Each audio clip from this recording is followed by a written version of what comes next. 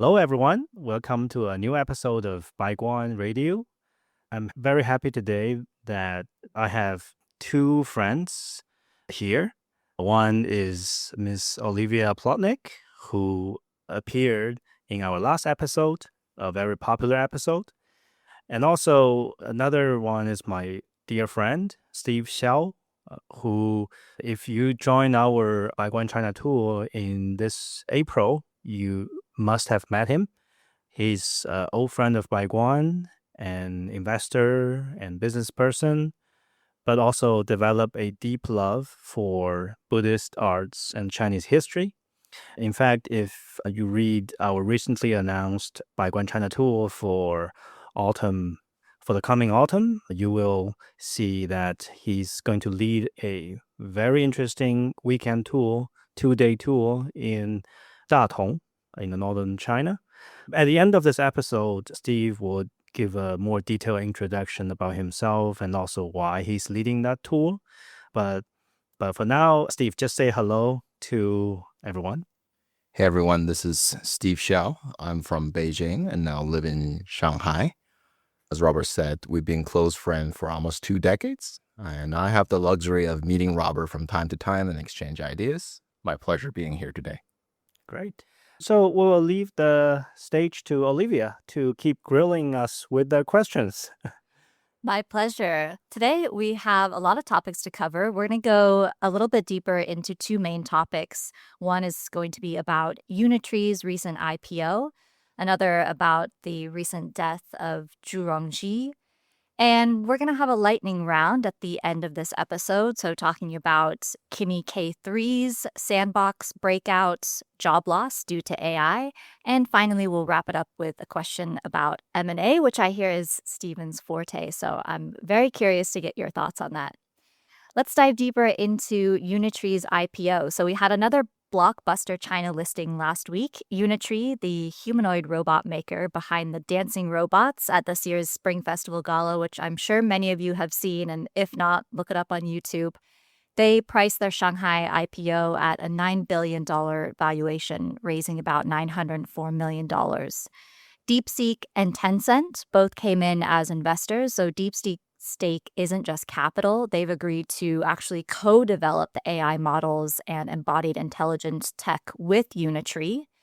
DeepSeek is really betting on their own foundation models to lead this humanoid platform. Tencent's stake size wasn't disclosed, but its presence plus Meituan as an early pre-IPO investor signals that China's biggest consumer tech platforms also see a play here as well in ecosystem applications for Tencent. So this is the second massive China listing after CXMT last month, and it lands in the middle of a broader wave.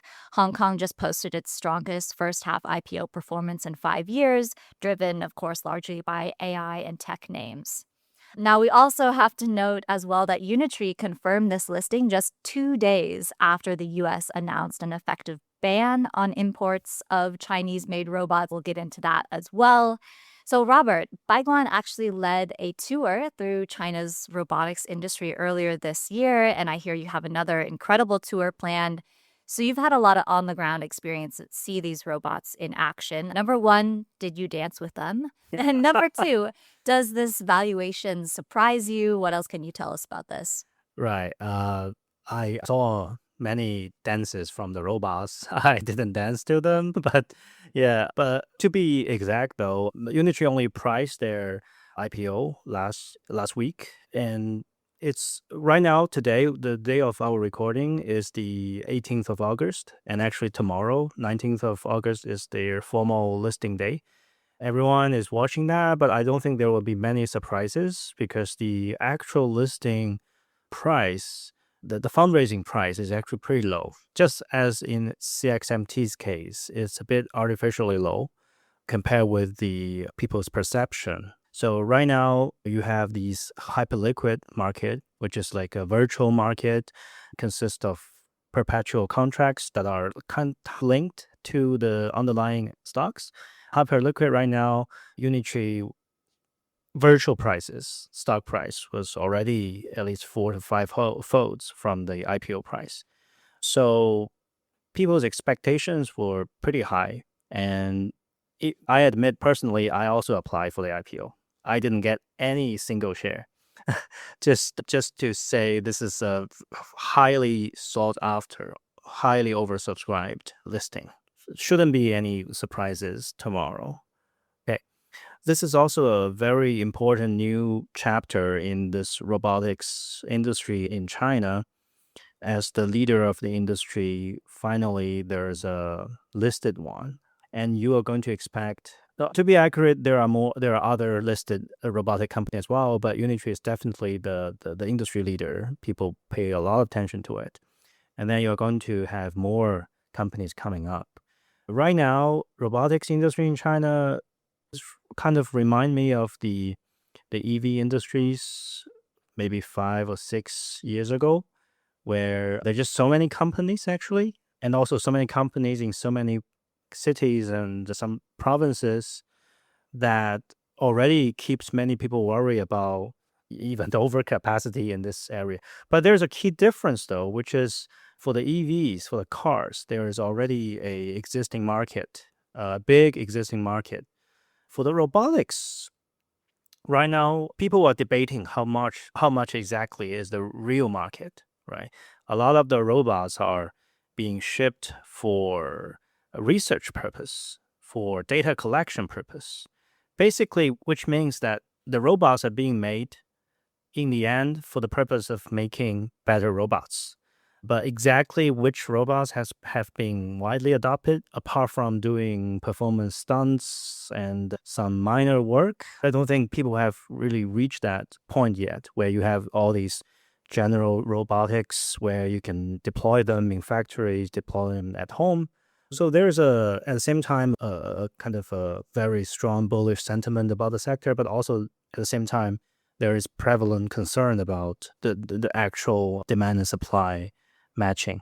Yeah. It feels a lot like the argument for AI right now, whereas nobody has really come out with a definitive, we're using AI and it makes us this much more productive, or this is the value that we see from it. It's accelerating progress, of course, and it's useful, but it's not, this is making us wildly more productive. Do you think the argument about the use case for robots and AI changes or is impacted when supposedly next year in 2027 we reach AGI? Yeah, I'd say there's a difference between large language model AI and these physical or embodied AI right now.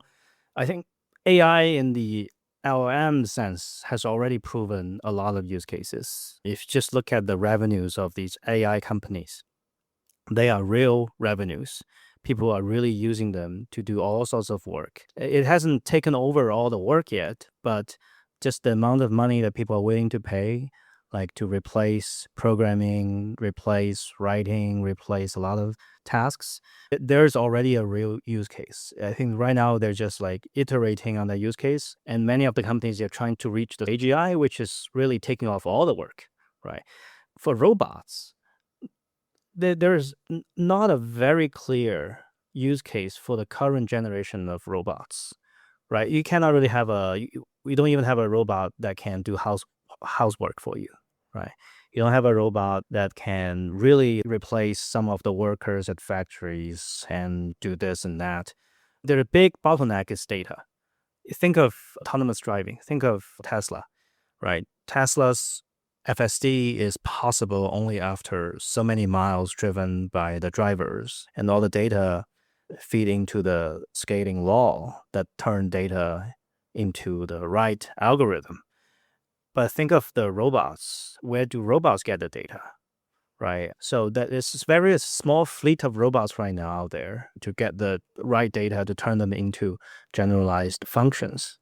Yeah. I was listening to an interview with Joanna Stern, the tech reporter previously with the Wall Street Journal, and she was talking about how she had a robot come over and was helping to basically create training data for it by wearing certain gloves and then videotaping it. Yep. But it was actually very difficult to get the data because your hands needed to be present in all the video that you're recording. And so there's very little time that actually she was able to capture her hands. So for example, in many of the tools that we are taking people to robotics companies, and also in the upcoming tour to a robotic company in Beijing in collaboration with Caixin, we don't just go see the demos of robots. We actually go to see parts where, for example, how they collect the data. Sometimes we even make participants to try out wear all these devices on their hand or around their body and to basically teleoperate the robots. And actually that teleoperation is part of the training. You as a human kind of in control of another body just besides you, grab a bottle of water. And many of the data collection involves like grab that bottle of water multiple times. And after so many iterations, the AI will get it. Right. And one of the companies that we're going to visit this upcoming October also is a company that deals exclusively with the hands of the robots. It's called LinkerBot, which are very sophisticated and very important that many robotic companies haven't got right yet. So right now, they're just different parts of the supply chains, the hands, the brains, the data that are still at a stage of being pulled together with the goal to finally, at some point, to produce a more generalized intelligence in physical AI. Just to say that, what I mean by generalized, just think of what ChatGPT does to AI, right? After ChatGPT, people realize that AI is able. You can ask questions and they can give you an answer that is not pre-written. In robotics, we haven't reached that point yet. We haven't had a real ChatGPT moment for robots. So it's more like the large language models a few years before ChatGPT. But the industry was debating how many years we are away from the ChatGPT moment. But all of these supply chain players, they're trying to make that happen together. Yeah. I want to challenge you a little bit there because we had this massive wave of home appliance robots, also called robots, but not humanoid robots before. Remember like Roborock, 石头科技, one of the biggest floor sweeping robot. You can call it a vacuum cleaner or it's a robot. It's a natural extension to machine visions. And we see that stock went from 300 now to less than 100. So also machine vision, we had like blockbuster IPOs of SenseTime, which was one of the prime 4 of the top AI company a decade ago, who advocated for extension of their home appliance security cameras to autonomous driving robots, right? In my career, I've came across many industrial robots fully deployed, even like China's home appliance company Meidi acquiring KUKA robots, industrial robots 10 years ago in Germany. Big deals, right? But the penetration rate in those fixed scenarios in production chains in factories, at homes, arguably is already pretty high. And with reasonable cost and risk, you're able to handle most of the tasks day to day, right? I still question what's the necessity of generating a generic robot in human's form, arguably as an integrator of those sensors, motors, and drivers you mentioned that China is equipped with at this stage without really have a user case clear enough down the line for this set of IPOs. I'm very curious of why do you think that is going to sustain? Especially one of these anchor IPO investors are subject to a 3-year lockup period, Tencent. I don't think it will sustain. I mean, everyone knows this is a bubble. Oh, everyone knows. All the investors, average entrepreneurs know that this is a bubble. Every regulators know this is a bubble. But to be honest, this is a necessary bubble. First of all, you talk about the use case. The use case is simple. Like if you have a generalized robot, I'm not talking about just humanoid. You can be quadruped, you can be many form. There's debate about whether humanoid is the best. I'm agnostic about that. Right. But more generalized robot that can do more stuff on their own without much specific pre-programming, teleoperation, and control. That kind of robots clearly have a use case. Healthcare, elderly care, housework, factory work, operations at the port, dangerous work, coal mining, driving. There's so many things. The problem we have today is not like there are no use cases. The problem we have today is the technology is not ready for those use cases. And how do we have technology that can be a virtual housemate, for example. A very key part of that, to me, I'm a data company, to me is data. You do need to have a critical mass of devices that are out there collecting data, just as you have millions of Tesla vehicles on the roads collecting data for you. You just count how many robots on the roads, at homes, in factories collecting data right now. It's in the range of tens of thousands at best, right? So if you don't hit the critical mass of, you don't see that as robots, but you can see that as data collectors. You don't have a critical mass of that, you will never be able to have a generalized robot. All this algorithm cannot be imagined into being. It has to be trained using data. Large language model can work because it has the whole body of human textual information and data out there for you to train. It's not like just out there and people write that algorithm. It's trained on massive body of data. So theoretically, if that same methodology works for physical AI, then you can conclude that whatever it takes, however it happens, it has to involve a massive and sufficient amount of data. And then to make that happen, sure, you can have simulated data, you can have synthetic data, but in many cases, physical, actual, real-time data it cannot be replaced. So that requires you to have a big amount of equipment out there. And how to have that? You have to create a bubble. You have to have people who willingly believe the story and devote the capital into overcapacity. But overcapacity is only in comparison to the use case today, right? Yeah, why I think this is a bubble, why I think this bubble will have to burst, because right now we don't have the use cases yet. But again, this is necessary. Long-term wise, I have to say, with aging society, Yeah, it is something that is going to play a pivotal role in substituting humans at the end. labor force Yeah. 15, 20 years down the line. So Yeah.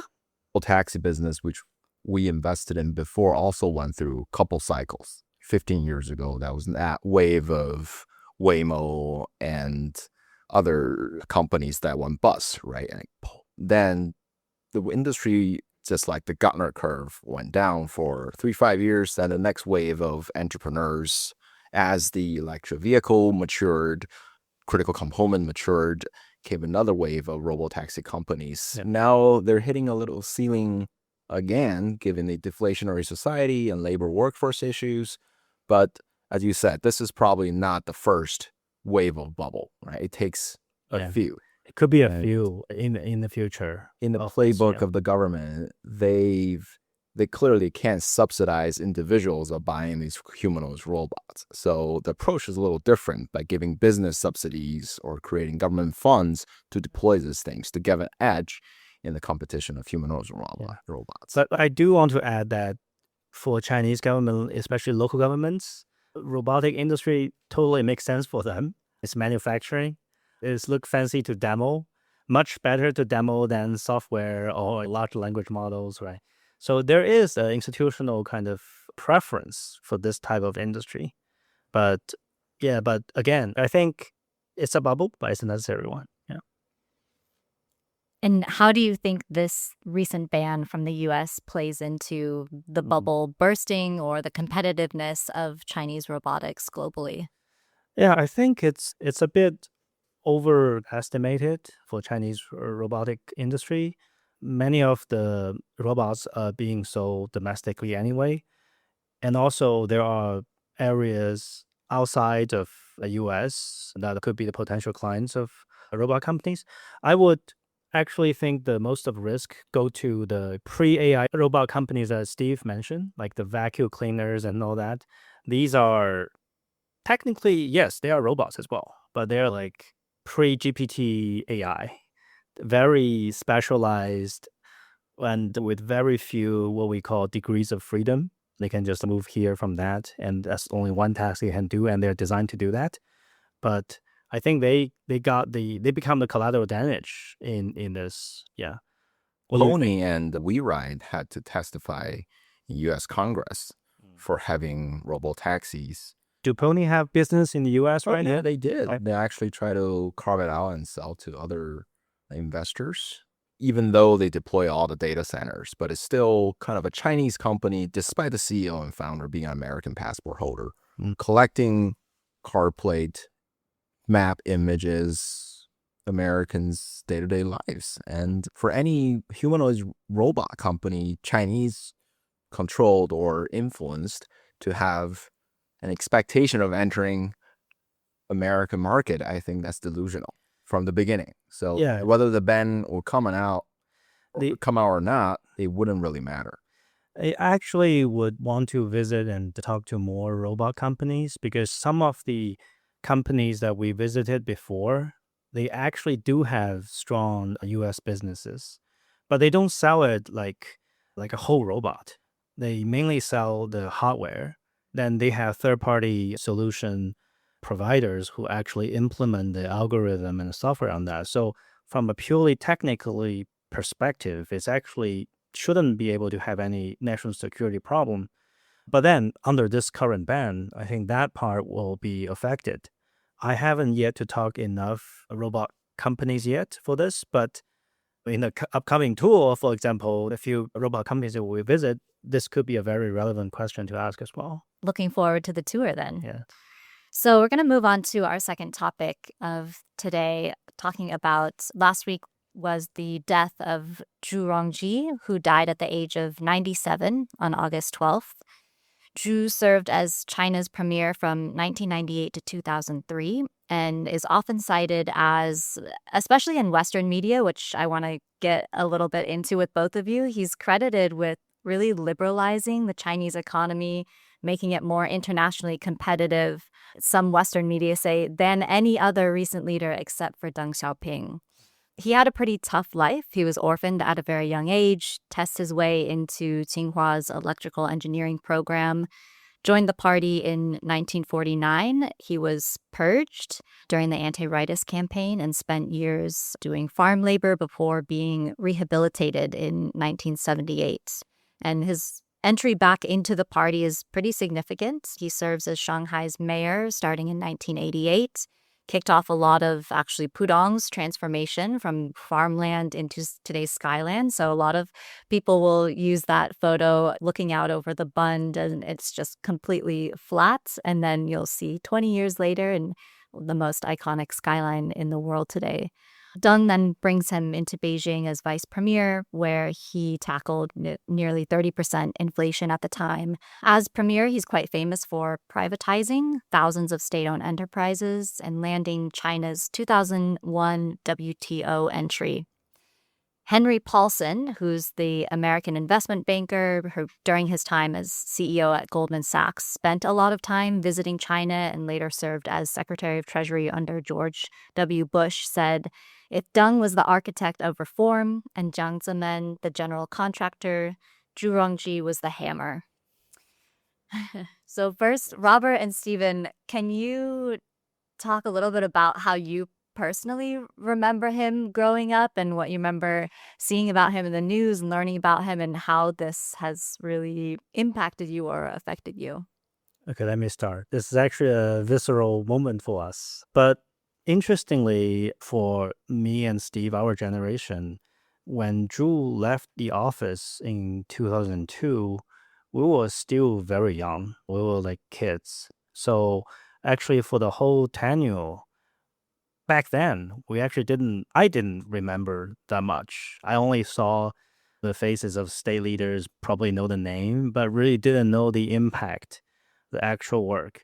But growing up and learning about history, even if it's a contemporary history, really made me admire and respect Premier Zhu a lot. And I think many of the commentaries that you have laid out, that the impact he made for China, it was not exaggerated.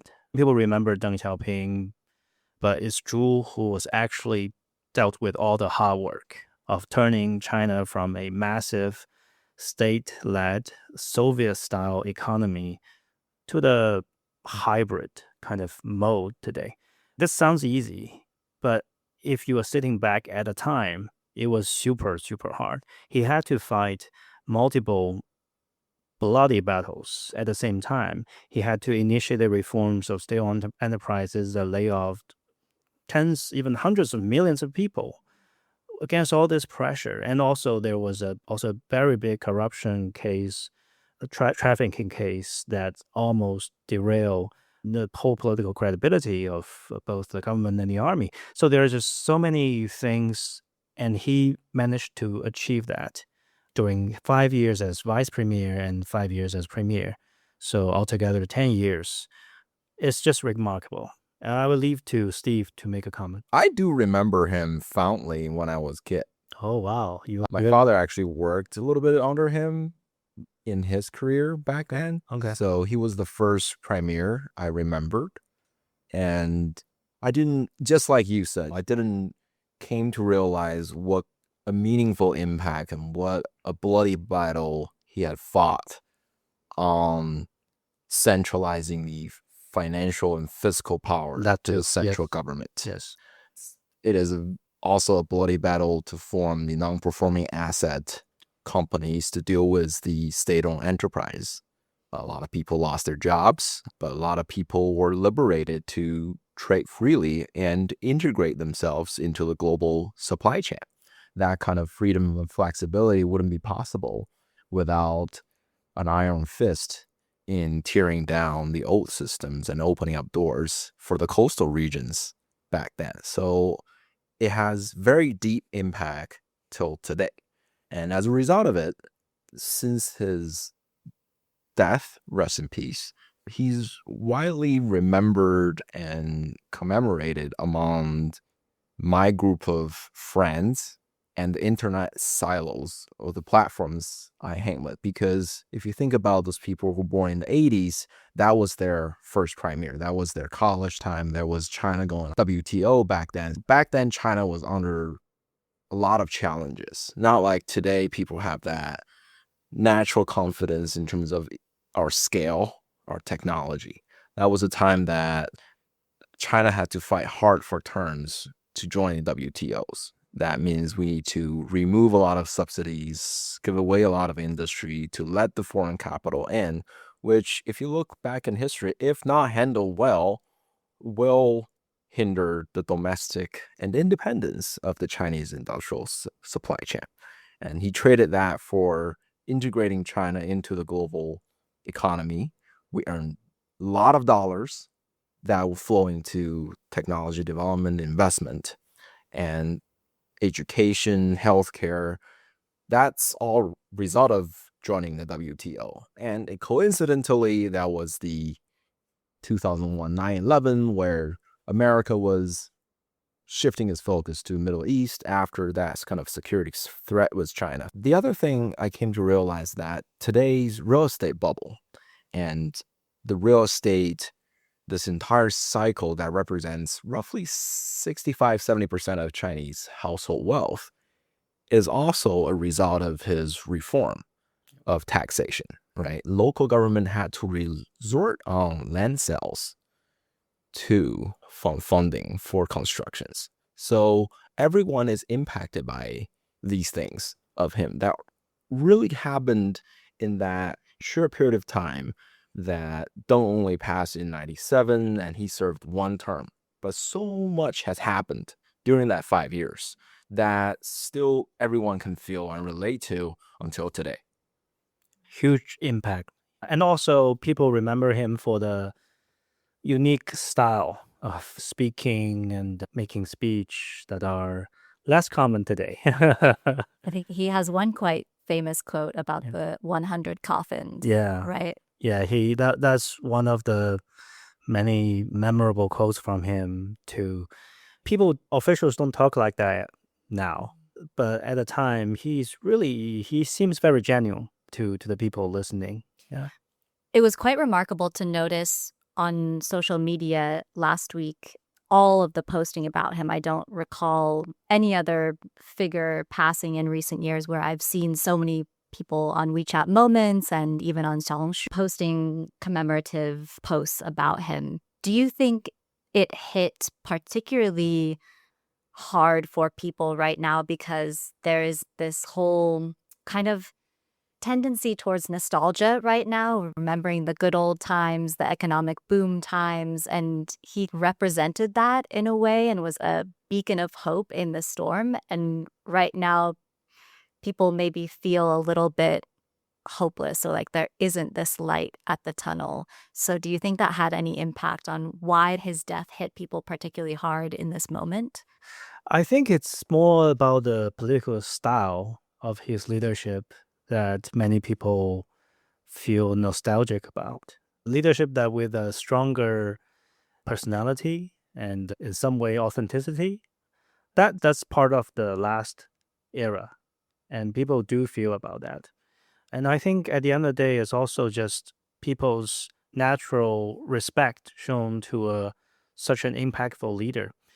And to be honest, if you ask the same question to the same people maybe 10 years ago or 20 years ago, you will find that Premier Zhu was actually much more controversial than today. Because honestly, naturally, he laid off so many people.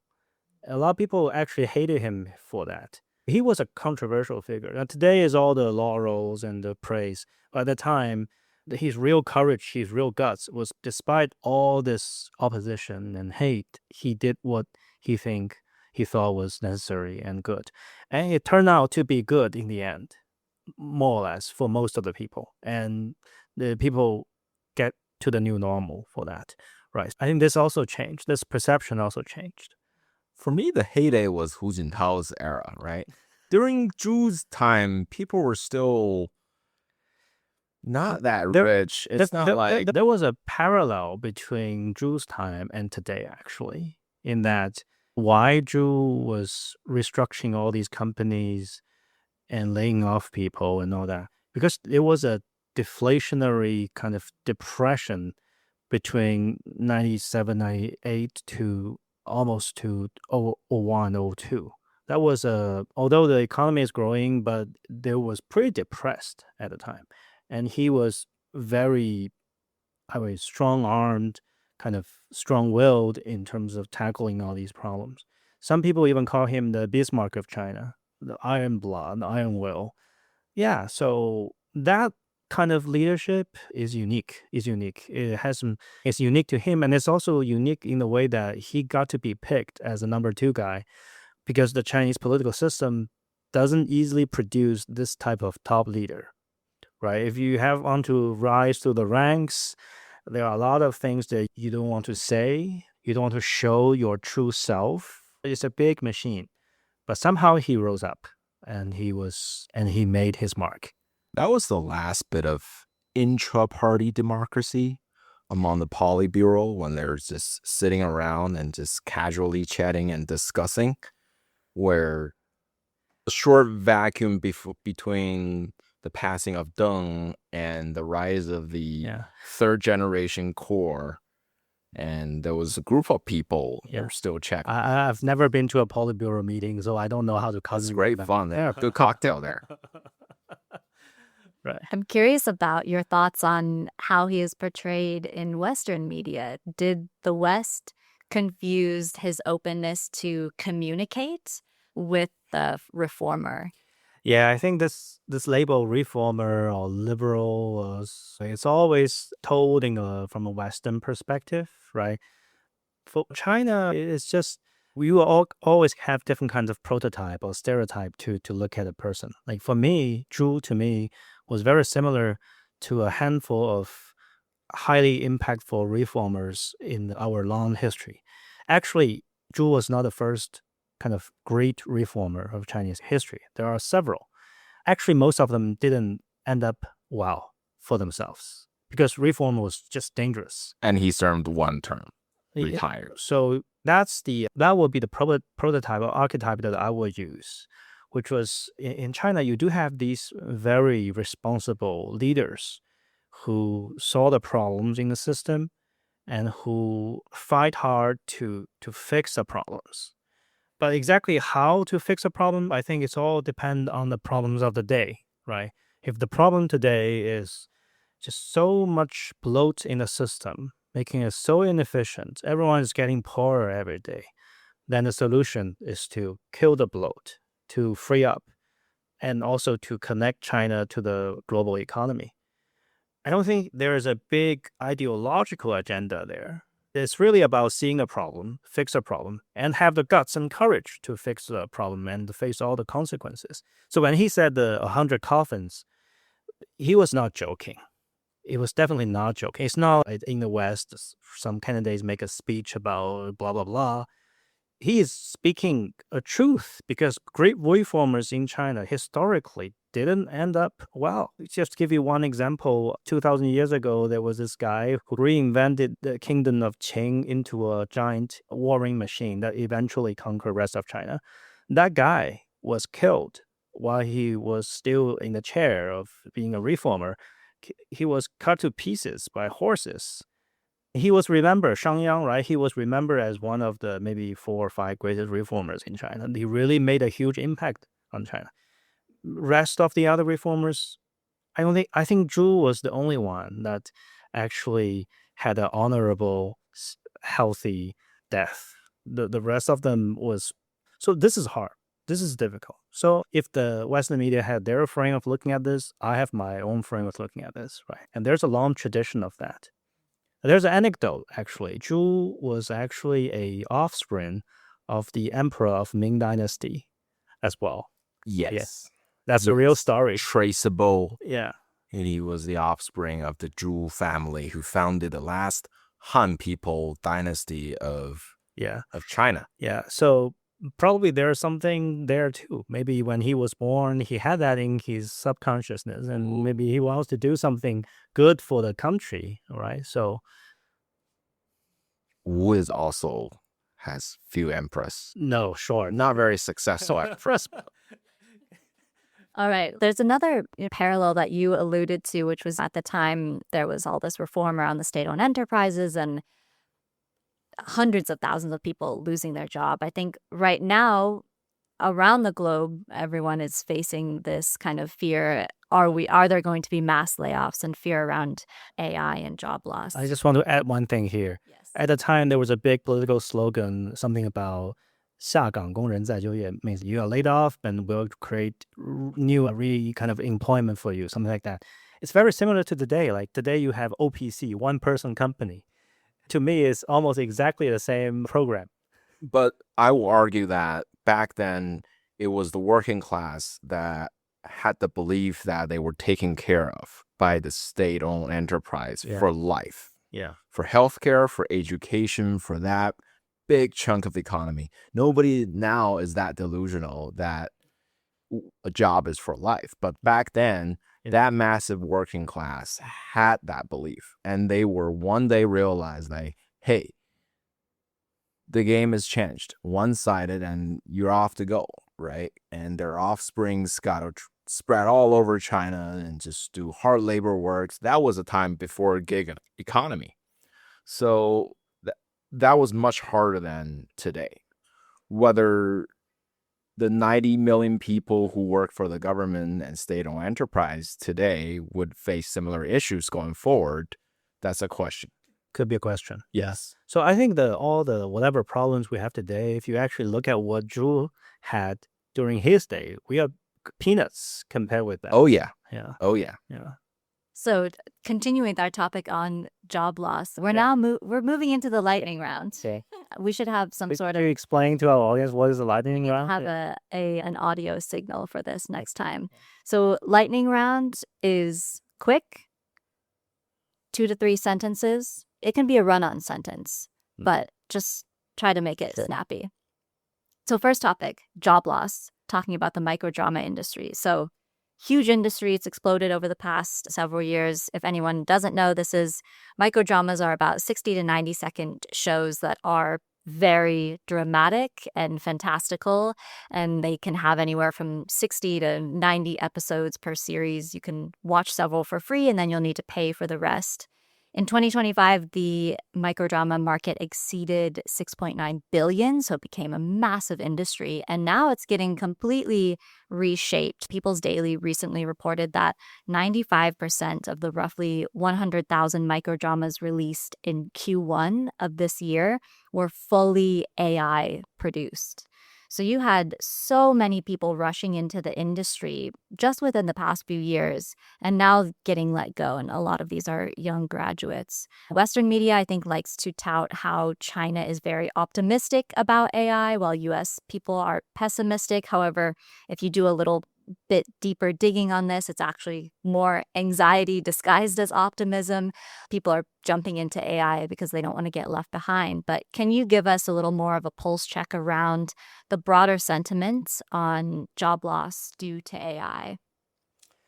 Yeah, first of all, I feel so bad about being an actor or actress right now. It is bad there. I know many of the filming centers in China, they just lost a lot of the businesses. Steve? I still prefer real human porn, by the way. That's the kind of hot take that we're looking for.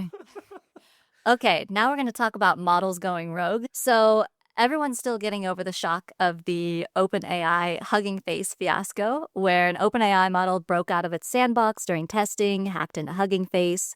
And then last week, the story broke that Moonshot's Kimi K3 escaped its sandbox during a third-party evaluation. But it turns out that this case was more due to human error through an unfortified sandbox. So this wasn't the model reasoning through the task, but human error or not, it feels like we've now entered kind of this next layer of reality where we know these models are capable of this. It's no longer just a possibility. We have China, US racing to develop AGI. No one wants to slow down, but at the same time, we have these massive events unfolding. How has the reaction within the industry and the government in China been to these latest security concerns, both with OpenAI and now with Moonshot? And do you think this will change how they start to regulate AI? Yeah, I think Western perspectives tend to dramatize the existential risk of AI. Say AI will become Skynet and kills people.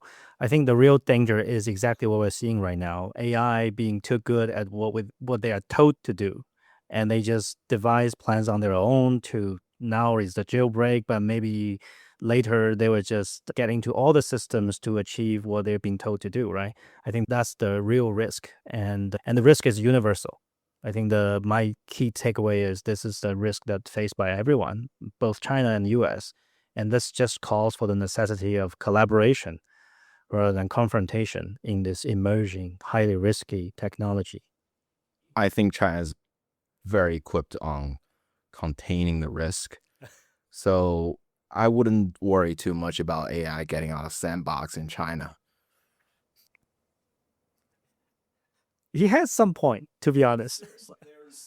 Because a lot of the core information is now running on even internet, right? I want to give you the opportunity to answer this one first. M&A. So Chinese companies spent 9.6 billion on outbound M&A last quarter, which is a 5-year high. And increasingly, the targets are becoming consumer brands. So we had the purchase of Blue Bottle Coffee, Chinese firms taking a stake in Puma, investment firm just bought the Swiss brand Mammut. Talk to me about the shift in Chinese firms buying more consumer brands. And do you have a sense for how that changes those brands and how they position globally? Not really, because these are not that much regulated and anybody can buy a consumer brand anytime. But if you compare to what a decade ago in terms of industrial technologies, healthcares, those will never come back. To Europe, anything more than a single digit would need to go to their European committees. See if it's in America is penetrated even to healthcare sectors and anything, right? So I don't think it would represent a trend just for the incidence that RMB is pretty strong. China still have a pretty big middle class and good consumer excitement. One of the deal you mentioned is the Centurion buying Blue Bottles. That's more of an extension to their Luckin Coffee play. You see also the Puma brand is also an extension of the sportswear. So it's the result of a 1.4 billion people consumer economy. But arguably for all these consumer brand itself, they're not really doing that well in China themselves. But the other strong contributor of cross-border M&A is natural resources, which has been a consistent play across the commodity cycles in the past years. 10, 15 years ago, China Sovereign Wealth Fund or even real China money buying oil sands, copper mines, but nowadays is much more subdued and more of under the radar.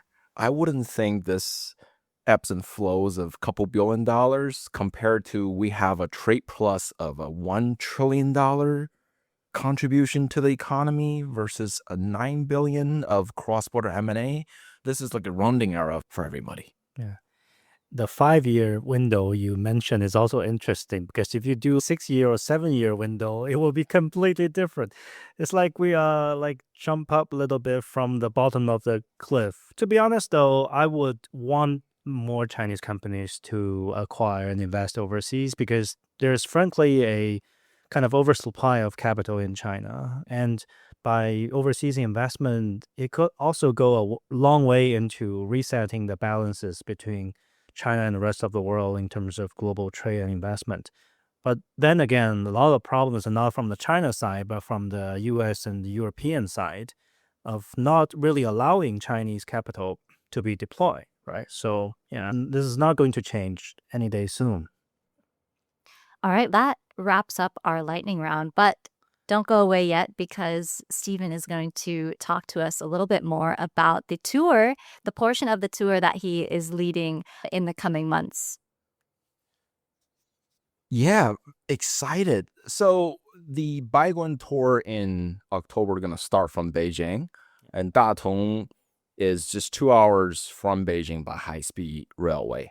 And surprisingly, it was the capital of China in the 5th century when the nomads from the north, Xianbei group, came, conquered, and unified the northern part of China. And that was really a time before China became the China concept today. Datong has a lot of historical relics to show, and the Yungang grottos, very exciting, combining the Silk Road Buddhist arts as well as the Han Chinese people styles and arts. You were able to see that together with our delegation on that Friday.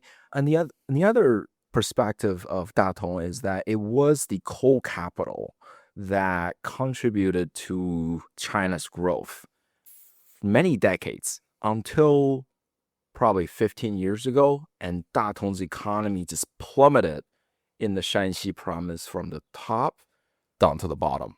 And it was a critical moment for the governor of that town to decide on what do we got to go after we lost coal.